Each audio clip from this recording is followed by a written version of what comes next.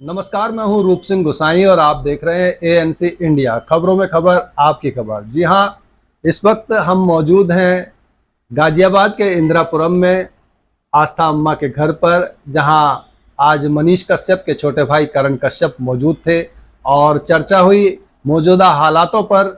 उसी के चलते हम अम्मा से भी बात करेंगे कि वो इस मुद्दे पर क्या राय रखती हैं। और जैसा कि आप जानते हैं कि अम्मा जो है भारतवर्ष में जो भी मुद्दे होते हैं उन पर बेखौफ होकर के अपनी बात को रखती हैं। तो आज इस मुद्दे पर वो क्या कहना चाह रही हैं हमारे दर्शकों को। बहुत स्वागत है हमारे चैनल में। मनीष कश्यप एक ऐसा पत्रकार जो सच्चाई दिखाता था, भ्रष्टाचार के खिलाफ लड़ाई लड़ रहा था, बिहार को समृद्ध बनाने की बात कर रहा था।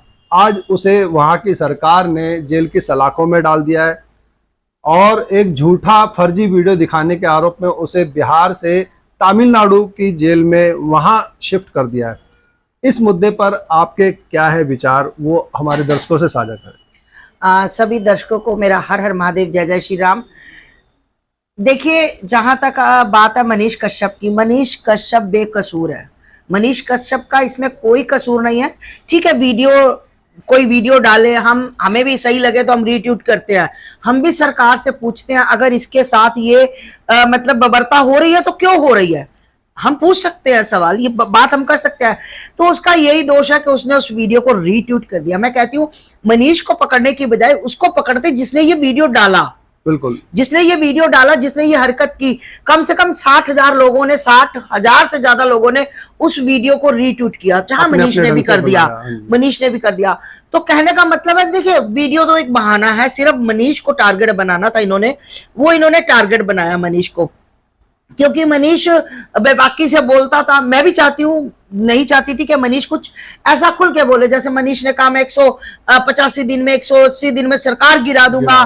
तो कहीं ना कहीं सरकार को लेकर, उन लोगों को लेकर ये बातें आ गई। झूठी वीडियो का जो आरोप लगा रहा है, मेरे ख्याल उससे कहीं ज्यादा ये वाली बात शायद मायने रखती है। हाँ, बस वीडियो मैंने आपको कहा वीडियो एक बहाना है। मनीष को बस इन्होंने ये करना था, टारगेट करना था। तो मनीष, ठीक है, अगर आप मुझे बार बार परेशान करोगे, हो सकता है मेरे मुंह से भी कोई ऐसे शब्द निकल जाए जो आपको फिर वो चुभ जाए। मतलब आप परेशानी दुनिया की नहीं समझ रहे, आप सड़कें गलत बन रही हैं, आप नहीं देख रहे, वहां पर बीच में खंबे आ रहे आप नहीं देख रहे, ऑटो चालक के एक्सीडेंट हो रहे आप नहीं देख रहे, आप स्कूलों में अनपढ़ को टीचरों को दे रहे, टीचर है, प्रिंसिपल है, अनपढ़ है, पैसे लेकर उनको नौकरियां दे रहे, वो नहीं चल रहा है ना। अगर मनीष कश्यप किसी टीचर से जाकर पूछता है कि संडे के बाद क्या आता है, तो वो बोलती है संडे के बाद संडे ट्यूसडे आता है। बिल्कुल, मतलब संडे के बाद मंडे नहीं आता, ट्यूसडे आता है।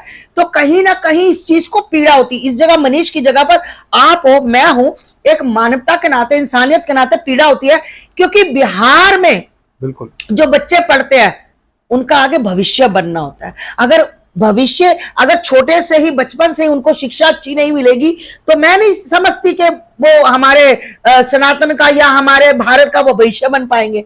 जिनको संडे के बाद ट्यूसडे पढ़ाया जाता है, वेडनेसडे पढ़ाया जाता है, वो बच्चा कहां पनपेगा।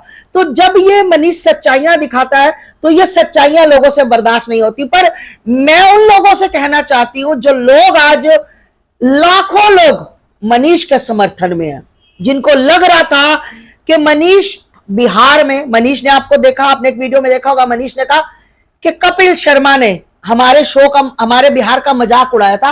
तब मैं इतना बड़ा नहीं था कि जब मैं उसको जवाब दे पाता कि बिहार में जाओ तो किसी से पूछो कि ये रोड कहाँ जाती है, वो कहते यूं करके मुंह में पान को घोलता था, बता नहीं पाता था, कह रहे देखो मेरा बिहार, और सब बिना पान के, बिना तंबाकू के बैठे थे।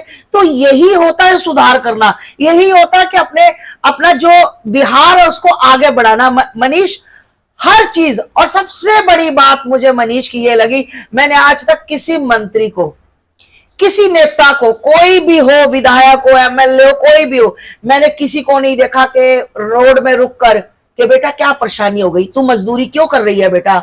उसकी माँ बोलती है कि हमारे घर में कुछ खाने को नहीं है, ये बच्ची की फीस नहीं दे पाए, वो खड़ा होकर 7,000 रुपया निकाल के देता है, वो खड़ा होकर उसको 5 देता है, वो खड़ा होकर रिक्शा वाले को कहता है कि तू रिक्शा के लिए ये ले, तेरे पास मोबाइल है, ये ले पकड़, तू मोबाइल ले।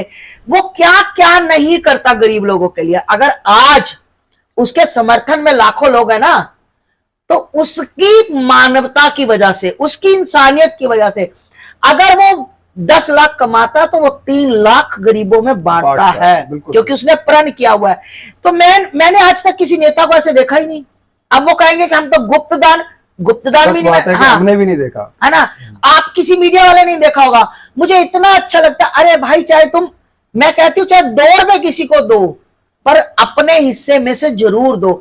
और मनीष की सबसे, मैं कभी उससे मिली नहीं हूं, कभी मेरी बात नहीं हुई, पर मुझे उसको मैं फॉलो करती थी। जब मैं उसको बोलते देखती थी तो मुझे मेरे अंदर एक जज्बा आता था।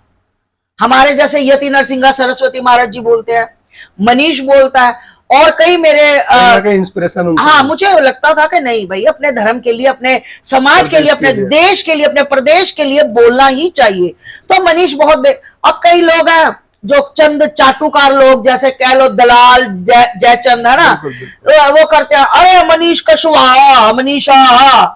मैं बता दूं, कोई बोलता बवासीर, भैया बवासीर जब तुम्हारे पिछवाड़े में मौके होंगे ना इतने बड़े बड़े, तुम्हारी बवासीर वो बाहर आकर ठीक जरूर करेगा, ठीक तुम्हारा ऑपरेशन करेगा बवासीर का। और कई बोलते हैं अरे मनीष कश्यप तो अपने बाप की औलाद नहीं है, मुझे नहीं लगता वो फौजी का अंश हो, वो फौजी का बीज हो।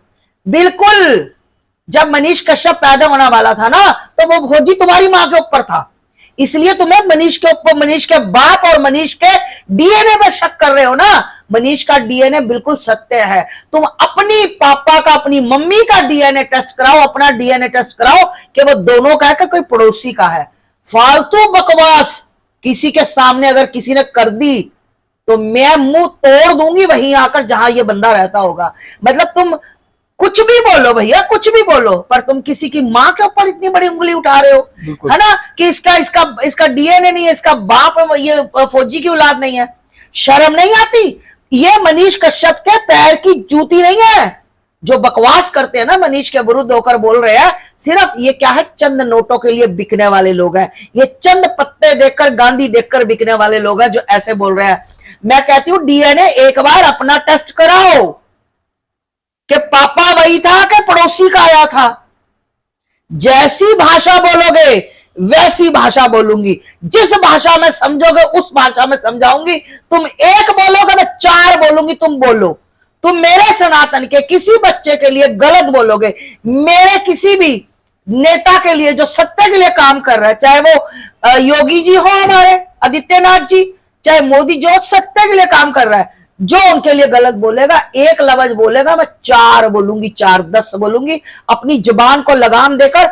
आज मनीष के पीछे, तुम्हारे पीछे एक कुत्ता भी नहीं है, इनके पीछे एक कुत्ता नहीं बोलता, और मनीष के पीछे लाखों की पब्लिक आप देख लो, भरा पड़ा है। फेसबुक देख लो, ट्विटर देख लो, इंस्टाग्राम देख लो, मैं कहती हूँ यूट्यूब देख लो, सब जगह, हर जगह मनीष कश्यप जिंदाबाद, मनीष कश्यप जिंदाबाद।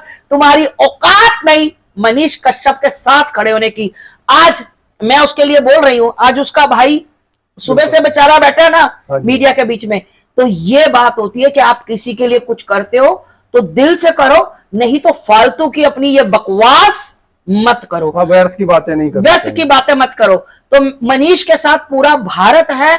और मैं फिर भी तेजस्वी जी से कहना चाहती हूँ, आपके घर में कन्या ने जन्म लिया है, भैया अपनी कन्या को हाजिर नाजिर जानकर उस बच्चे को आप छोड़िए और उस बच्चे से बैठ के बात करिए। अगर उससे हो सकता है, आप उससे उम्र में बड़े हो, वो छोटा है, उससे कोई त्रुटि होगी, उससे कोई बोला गया, गलत शब्द बोला गया, तो वो आपका बच्चा है, आपका छोटा भाई है, आप समझाओगे, मुझे पता है कि वो बिल्कुल समझेगा, वो समझेगा, बिहार की सरकार को समझेगा, वो आपको समझेगा कि आपने उसको प्यार से बुलाकर समझाया, वो समझेगा।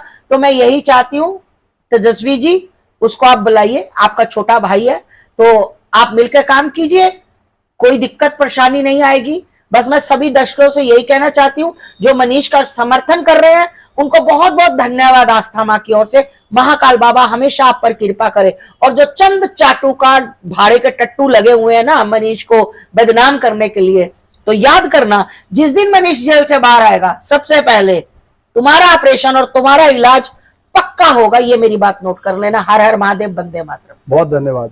तो आपने देखा आस्था अम्मा किस तरह से अपनी बेबाक बातें रखती हैं, बिना खौफ के, बिना भय के, और इस पूरे मामले को देखकर सुनकर आपके क्या है सुझाव, क्या है विचार, हमसे जरूर साझा कीजिएगा।